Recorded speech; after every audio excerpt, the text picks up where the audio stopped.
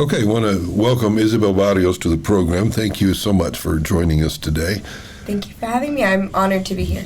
Well, I was looking at your resume, and you've been so busy since you were born. I'm surprised you even have time to come in here this morning to talk with us.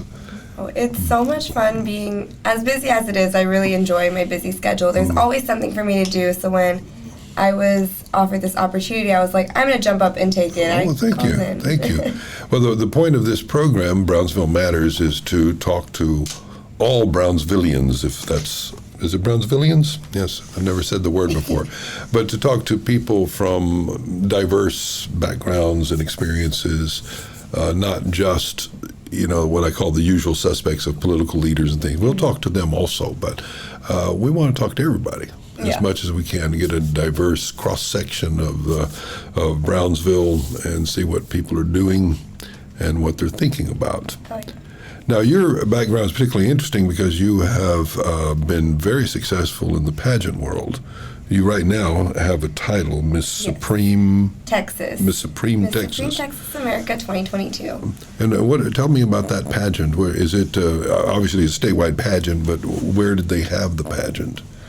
It's happening in Houston. This one was also here in the RGV. It was in the Valley, and pretty much this whole pageant, it's probably one of my favorite systems by far that I've competed for.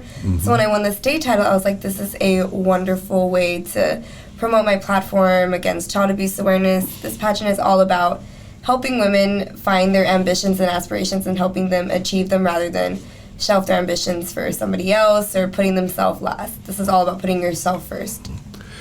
Pageants have changed a lot since I was a kid. I mean, it used to be that pageant was truly a beauty pageant. It was pretty much the swimsuit competition, and that was it, and also the typical winner of Miss America, Miss Texas in those days always was the same look, blonde, blue-eyed, güera. And it's nice to see that there's been a diversification of what we call the aesthetics of beauty, so that many people are now considered beautiful, whereas 30 years ago it seemed like there was only one type that was considered beautiful. And so I'm glad to see we've grown up. Yeah. So what's changed? I know you're not old enough to have participated in those pageants, but you're around them, so you're aware of the evolution. Yeah. So what has changed? How are they different? Going into pageantry, everyone warned me about the superficiality and how it used to be, and I was like, I'm pretty sure it's not like that anymore because, in training for pageants, interview is now a bigger part of your score than swimsuit is. So you have to have a platform. You have to have a reason you're doing this pageant. You have to be smart, intelligent. You have to have a career. You have to have pretty much a lot more goals than you would have had to have 30 years ago, where you would just have to eat clean, stay fit, get your nails done every 5 days, maybe get your hair blown out also every 2 days, and you're good to go. Pageantry now is all about what you're going to do for the world and how you're going to be the change that you want to see in the future. So they look at the whole woman, the mind, body, spirit, all of it. Looking inside your brain and into your heart and seeing what you have to offer for their system as well. I think the thing that would scare me if I were in such a pageant is the questions. When they get you up on stage and they ask you a question they pull out of a hat, and it's random and you don't know where it's coming from. What's the hardest question you've been asked that you can recall? The hardest question that I had ever been asked, and it completely took me out for a loop, and of course I still had to just be like, okay, let me just finish answering this, was, I'm trying to remember, let's see. I believe it was, what do you think is the best exercise for women to do and why? Because a lot of other girls got the standard, where do you see yourself in 5 years, or what is your worst quality, or what's your best trade, and how have you done in your community service? And this one was very much like out of the blue, and I was like, exercise? Like physical, mental? So I was just like, core exercises are really good for the mind, body, soul. And judges, and that was my first pageant ever, so it wasn't like I was super prepared or anything for it. But learning more throughout pageants, judges don't care if your answer is right or wrong to them. There's no right or wrong answer. As long as you handle it with grace, poise, and elegance, and you can say it with such confidence that you're telling them that you're correct with just your tone of voice alone, you're good to go. Well, the one I remember from some pageant, I heard this years ago, is they were asking a girl about what her greatest weakness was. And she said, those little chocolate eclairs, those are my greatest weakness. And so it was way outside of what you were expecting. You know, you expected to say, I'm a procrastinator, or I don't exercise. You expected something like that. So it was a fun answer because it showed wit and charm and came out of left field. So it worked well. I must say, though, the ones where they asked them about how to achieve world peace and, questions that even the most experienced diplomat can't answer, those are brutal. Yeah. What are you supposed to say? It honestly has to just come from the heart with whatever you have to say. I remember one of my questions was, who's your favorite celebrity and why? And then the next one was, how do you think you can make the world a better place? And I was like, you are going from me telling you about how my favorite celebrity is Danny DeVito to asking me how I'm going to be the next Dalai Lama within the next 6 months. So it is there's no right or wrong answer, but it's very much like being realistic with your answer as well. You can't just say, well, I'm just going to, raise $1 million just to go around the world. It's not impossible, but it's very much like judges have already heard and seen that. And especially I would watch interviews from the 90s and every blonde, blue-eyed girl would just be like, we can just be kind. And it's like, okay, that's good 20 plus years ago, but now that we're evolving, we need a little bit more than that. Like, what charities are you doing to help end world war? Of how have you donated to certain children's communities that are abroad? I know that I'm currently helping out with certain charities to help other places in other countries, and that's what they want to look at, that's what they want to see, and that's been my goal, is to be a philanthropist and a humanitarian way before I even started pageants. So I guess it goes hand in hand with me, but I know for some girls it won't, and they'll be like, So like you say, you are trying to be the change you want to see. Yes. So tell us about your project, your philanthropic project. My philanthropy project is the Braveheart Project. It is mostly going to... No, say it again. I didn't hear it clearly. The what project? The Braveheart Project. Braveheart. Yes. Braveheart. So it's for families in crisis as well as children who have been abused. I know I am a victim of child abuse as well growing up, so this platform means a lot to me. So when I started pageantry, this was my segue into being a leader for those who don't have a voice, which are kids. And in working with kids since I was 16 years old, I have always seen how innocent they were. And as much as some of them can be like little rascals and like doing things they're not supposed to do, they don't know any better. And I feel like they deserve a lot more than what most adults treat them as. I volunteered with the Rainbow Room. A lot of my community service is done through them as well. It's in Edinburgh, McAllen, and I think that's about it for the Rainbow Room. And it's just so impactful that I get to do these sorts of things. I raised a bunch of money for the Rainbow Room. I've helped out with clothes, donations, toys, books, and I've even started trying to help out more in Brownsville United Way, and it's super duper heartwarming to see that people are in support of my project. What is it that you do for these children who have been in an abusive situation? How do you help them? I give them the toys that they need, because I know a lot of them, and especially in speaking with people from the Rainbow Room, a lot of people will be like, oh, give them money, give them this. They just need the bare necessities of clothing, and they need to see that somebody, at least one person, cares for them. And I give them the books, the toys, I read to them. I spend time with them. A lot of what they need is time with an adult figure that is going to look at them as a human being and not as a rag doll that can be thrown around. And that's the greatest gift I can give to these kids, besides money, besides toys, besides books, besides Have these clothes. kids at this point been taken out of the environment in which they were abused? Yes. So you're trying to heal them. Yeah, pretty much. And a lot of the money that I give to the Rainbow Room is also to help get them out of those situations as well. Because in the long run, I do hope to be a paralegal and a child care social worker just to help those kids as well.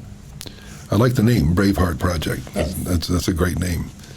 The other thing that you, at the other end of the spectrum, to some extent, is you're a dancer for the Vipers? Yes, that is correct. And so tell me about that. What do you do?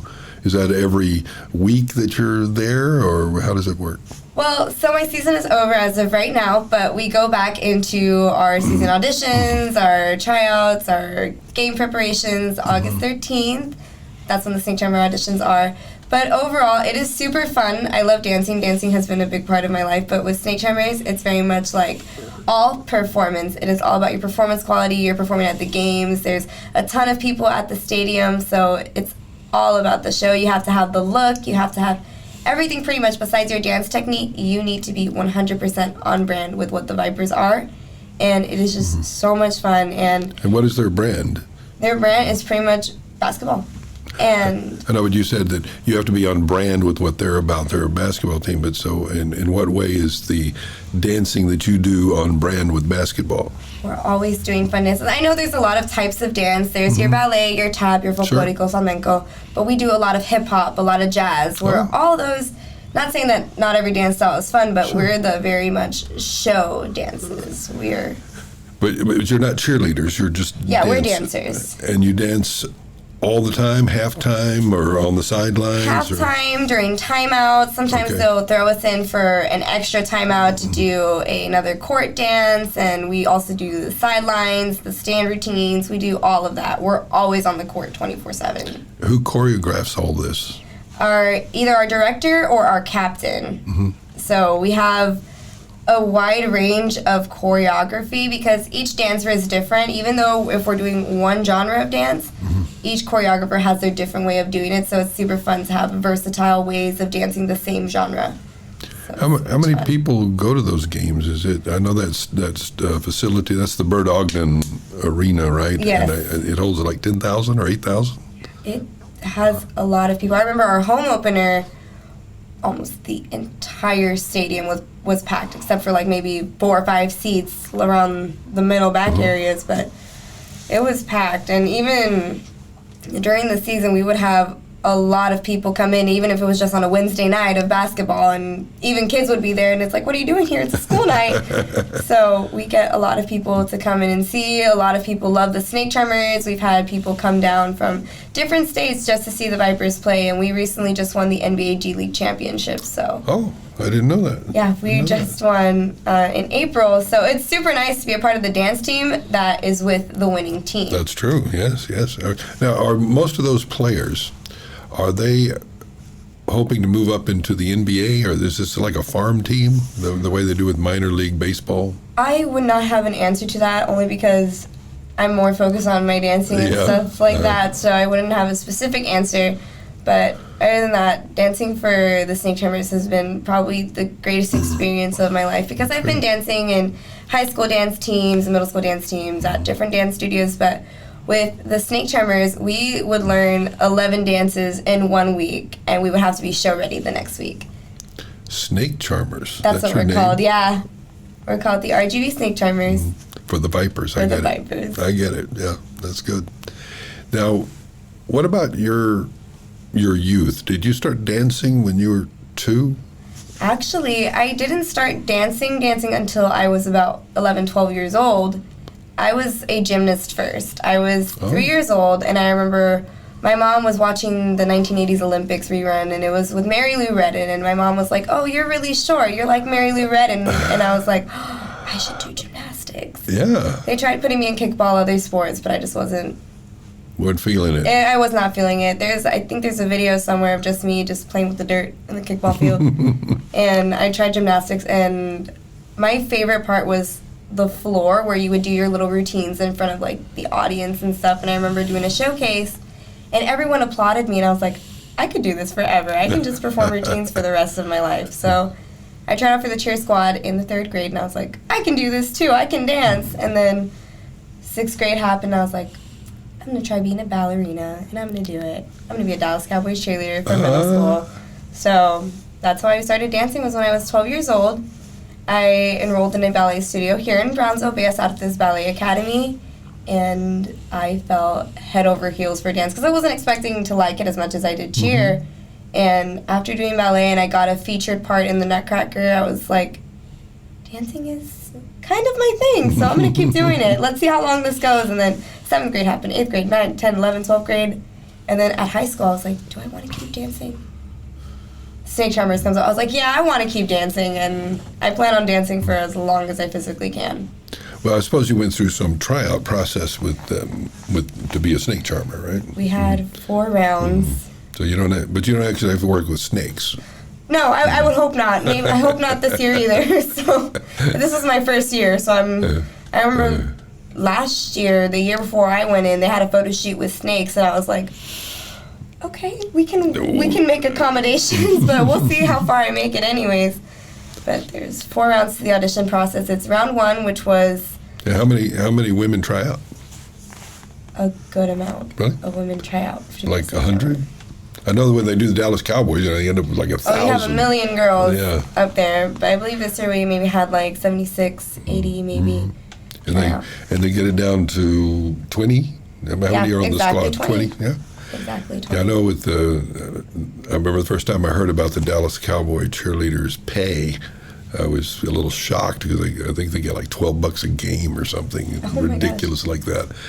But the honor is to be a Dallas Cowboy. Out of all the dance teams you could belong to in America, that's kind of the premier. Being the America's sweetheart of That's right. the dance team world is probably one of my biggest goals as well, to be up there with them. But snake charmers has also been one of my goals too. In high school, when I believe one of my friend's sisters made it on the team, I was like, I want to do that. That's not fair. Why can't I do that right now? And they're like, Isabella, you're 15 years old. You're not out there yet. I was like, I guess. So how long will you do it, do you think? I think maybe for as long as you enjoy it? Yeah, as long as I enjoy, because the team is wonderful. I have a sisterhood there. It's very much like in pageantry. You have a good tribe of women backing you up, and there's no one pinning you against another person. It's very much you're dancing because you love it, and we're all doing it because we just want to dance. They have other careers. I know some of the girls are dental assistants, medical assistants, but we just all come together every Tuesday, Thursday, every game day, and we just dance. Have a great time. Yeah, and it's super fun. Well, I'm glad you talk about the camaraderie because I've seen all the Sandra Bullock movies, and the way her movies describe the pageant world anyway, it's all very cutthroat, Yeah. So that's not true? You meet some girls like that, but again, it's like with any career, any hobby. There's going to be your good and your bad, but mostly pageantry has brought a lot of good in my life. I feel like I've gotten a lot of opportunities because of pageantry. What was your first pageant? My first pageant was Miss South Texas 2020. It was my first pageant ever, and I remember just jumping straight into it after high school. Just 2 years ago. Yeah, it was just about 2 years ago. I was thinking you'd probably been in a pageant, when you were 8. Oh, no. I used to watch Toddlers and Tiaras when I was younger, and I was like, oh, yeah, I want to do this. I want to be Miss America. I want to be this and this and this. And my parents were like, slow down. You are literally 3 years old. And I was like, that's fair. I'll give you that. But when I'm out of high school, I'm going to do it. So I've been waiting, and then quarantine happened, or the first quarantine, and I was like, I'm bored. What should be my new hobby? Pageantry. Let's start it. And it was my dream anyways, so I didn't see why not. I was no longer in school. So during the pandemic, they had a pageant? It was right after they lifted. Okay. Yeah, it was right after we lifted, and that's when they announced that they're like, okay, pageant's back on. And it wasn't a big pageant. We were social distance. There were, I think, 4 girls in my division. They had to wear masks and everything? Yeah, we wore masks. Interesting. And whenever we would go on to do our walks and stuff, we would take our masks off, but we had to make sure that the girls were, on the opposite side of the building, pretty much. Wow. Yeah. Wow, that was really So for my first pageant, being socially distanced, masked, and everything, it was pretty good.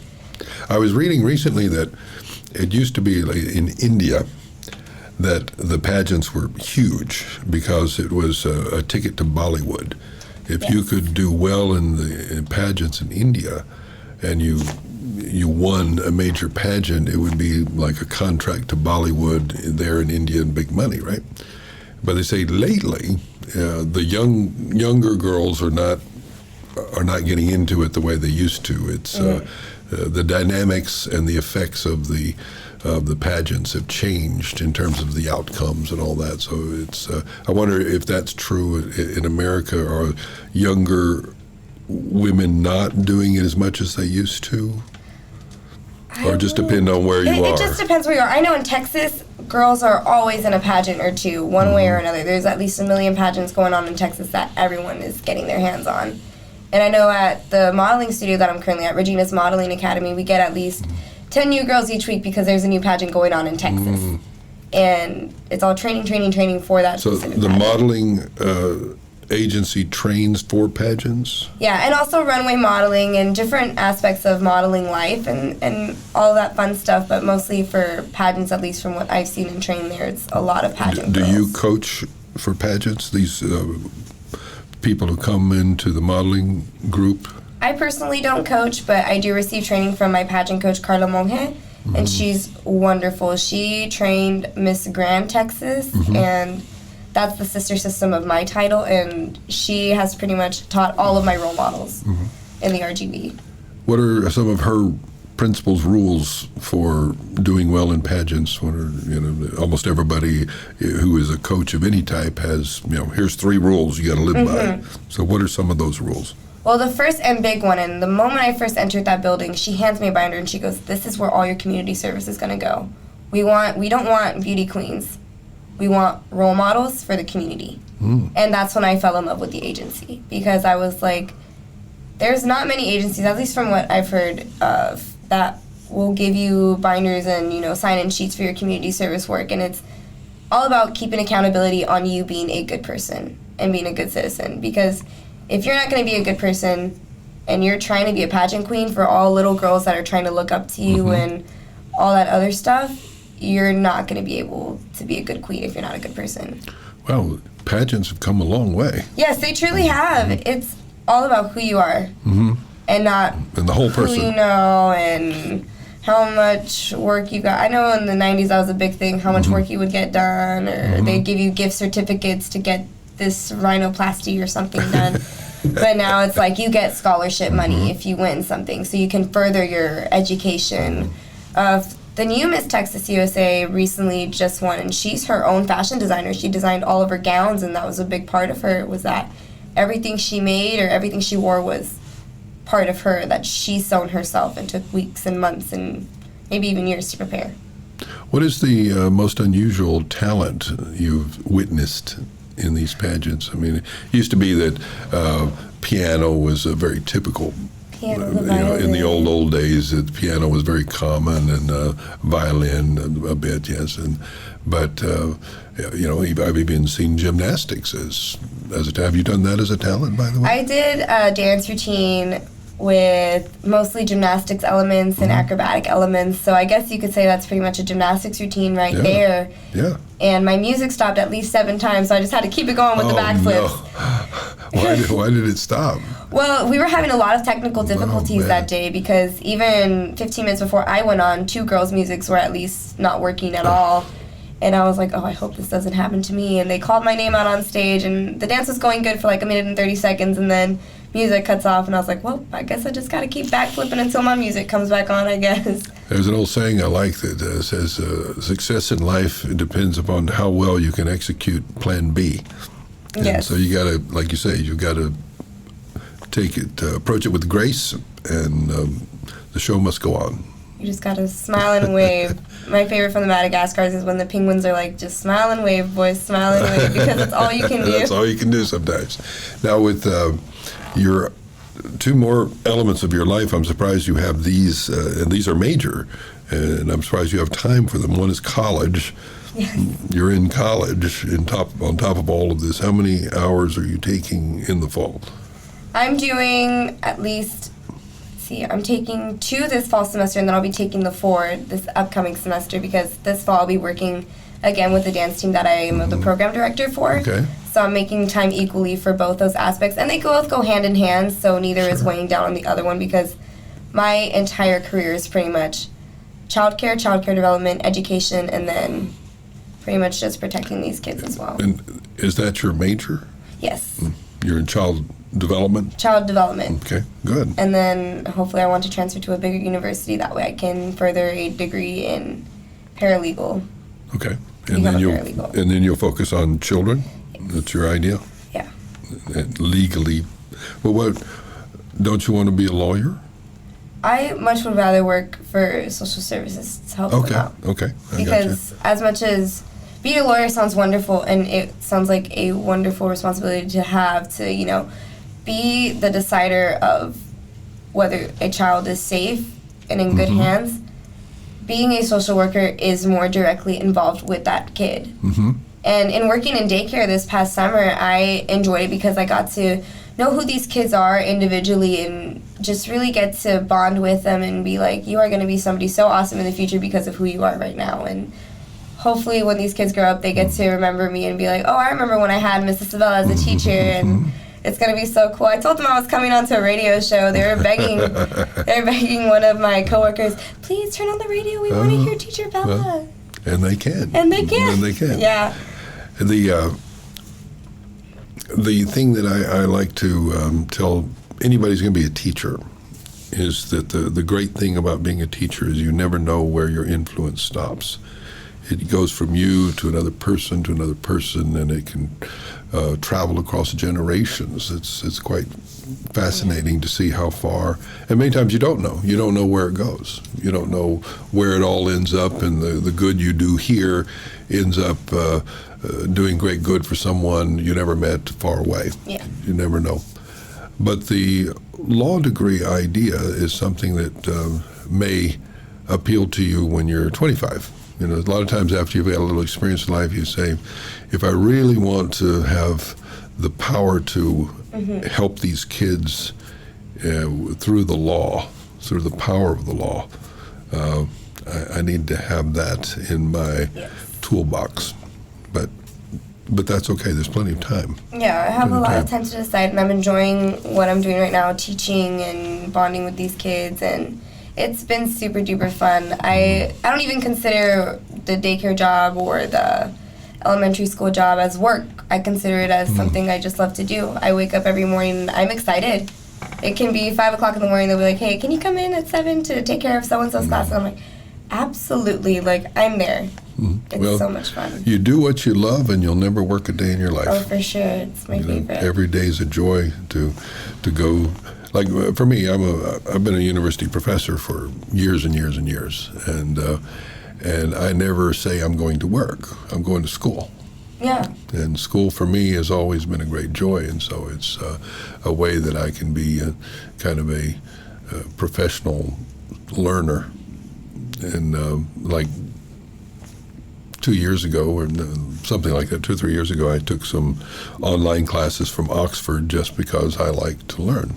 And I'm actually even thinking about signing up for a master's program online through Johns Hopkins simply because I never get tired of learning. That's so cool.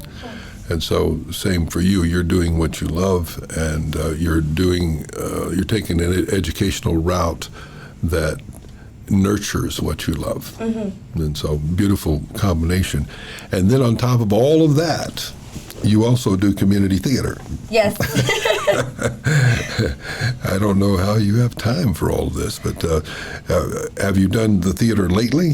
Yes, actually, I'm coming out in Harlingen Community Theater's production of Little Shop of Horrors. It's been a super fun experience. Great show. Great show. I love it. And I see all of my hobbies and passions and interests and everything that I do, including my work, I see them all going hand in hand because one just ties into the other so greatly, and I feel like it makes my life so much more fun that everything just comes together. And in theater, I've been doing community theater, or at least theater as a whole, since I was in middle school. I also didn't start that super young. I used to do UIL oral reading, which was you just pretty much recite a poem in front of people. Oral interpretation. And one of the judges, and this is Impact of Teachers, I believe, I don't remember her last name, but she told me, she was like, you should really go into voice acting and acting in general. You're really good at talking. And I was like, really? Okay, I'll try it out. I'll try that. That stuck with me ever since. And then I went to a dance camp, and there was one portion where she was like, I'm going to train you guys for Broadway, so each of you needs to sing for me. And I was like, okay. So I just sung in front of her, no fear or anything. And she was like, you should try singing in community theater. And I was like, okay, I'll do that too. Where does this come from? Did your parents nurture this interest, or is it just you? Well, my mom, whenever she would be doing laundry or ironing the clothes, she would watch musicals like Little Shop of Horrors, Rocky Horror Picture Show, and Hairspray. And since it was during summer vacation where I would stay home with her while she would do her laundry, I'd be like, your laundry's boring. I'm just going to watch the musicals and not help you out at all. And she'd be like, okay, I guess. So I would watch these musicals, and I was like, wow, they're dancing and they're singing? And they're singing. And they're talking? That's kind of interesting. I kind of want to look at that. And she was like, you want to do musicals? And I was like, yes, ma'am, sign me up. If you were to do an animated movie of some sort, what character would you like to voice? Oh my goodness. I've been preparing my entire life for this question. A part of me has always known. I was like, I want to be a voice actress. But I would really, really, really love to be in an animated movie of the Smurfs so I could play Smurfette. It's been one of my biggest goals in life. All of my hard work and training I hope leads up to at least me playing Smurfette once in my life in an animated movie. Well, you like to sing, so same question. What character in a musical would you like to play so you could sing that song?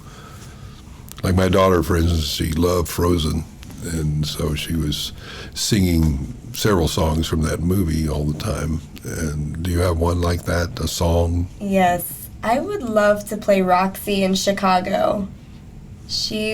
I remember watching that movie also when I was fairly young. I was about 10 or 11 years old, and I saw Renee Zellweger singing Roxy, and I was like, Renee Zellweger?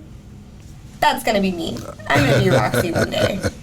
Well, I like that. You project a lot into the future and say, I can be that person. Yes. I can do that. I will do that. And that's why you are involved in so much, because you have no fear. No, I remember going into pageants, everyone was like, do you even have the money for pageants? I was like, I'm going to make money to be in pageants. This is a me thing. I'm going to do it. I'm going to do it. Yeah, I was watching Miss USA, I think 2006 with my mom, and I was like, turn it off. It's going to be me next. I'm going to be up there. Just watch. Well, what are your other goals? I mean, you obviously, through pageants, you have plenty going on. You don't really need any more goals, but I can tell from the way you think that you've got ideas about where you want to be in 10 years or so. And I assume that you're developing a presence in social media at some level. Yes. One of my other little smaller cycles would be to become a voice actress with my work in community theater, and with my constant talking, I feel like voice acting would be perfect for me. I like to do silly voices for my kids as well at daycare, and I would watch different cartoons with my brother and animes with my cousins, and I was like, I want to be a voice actress too. I just kind of want to do everything pretty much. And I also want to start my own botanical garden. Oh. Yes, well, it is. That's out of left field. That's out of left field, but it's something I've wanted to do for a long time, and start a book club. I love reading books. That's something that gardening and reading, those are two of like, whenever I have like a window of time, if it's summer, I'll either go out and garden or I'll read a book outside. What do you like to read? I love reading poetry and a lot of Gothic novels. Those are really good. My favorite book is Wuthering Heights by Emily Bronte. Oh, yes, wonderful book. It's a wonderful book. I very much love the classics. I also love The Great Gatsby. I'm currently reading Summer Darlings, which isn't so much of a classic, but it has like that vintage vibe to it, and I really enjoy it. The Great Gatsby is just such a wonderful novel. It takes you to another world, another time. I always say that the beautiful thing about books is it makes you a time traveler. You know, Yes. you get to leap across centuries into new places and new beautiful worlds, sometimes very ugly worlds, sometimes scary worlds, but it's transportive. And that's why I think is so good for children that are abused, is they need that transportive experience, whether it be through a great children's book or, as you say, a conversation with someone who genuinely cares and sees them as a human being, which is sadly a rare experience for some of them. Yeah. So all these interests that you have can be synthesized pretty much. into one focus, emphasized. So Yes, actually, I was going to say, you touched on the Bollywood topic and pageantry, and that was also another one of my inspirations for wanting to do pageantry. I also love watching Bollywood movies. On YouTube, sometimes they're for free, and they'll have the subtitles. I'm like, this is so cool, because it can be the most dramatic and saddening movie, and there's going to be a musical number in between. yeah. And I'm like, wow, I'll be crying 1 second, and then they just start dancing. I'm like, okay, let's go. But I believe Miss Universe, And big 1991, dances. You made like 100 people. 100 people in one number, fireworks everywhere, in the rain. I don't know how they do it. It's wonderful. It's truly awesome to see that that's a part of their culture. And Miss Universe, I believe 1991, correct me if I'm wrong, but Sushmita Sen got her segue into Bollywood because she won that pageant. Yes. And then Miss India, I think 2004, was Aishwarya Rai, and before I even knew she was in a pageant, I watched her in a few Bollywood movies, and I was like, she has show quality, she's beautiful, she's awesome. I'm also going to be like her. So she won also, I think, Miss India and Miss Universe also, and got started into Bollywood.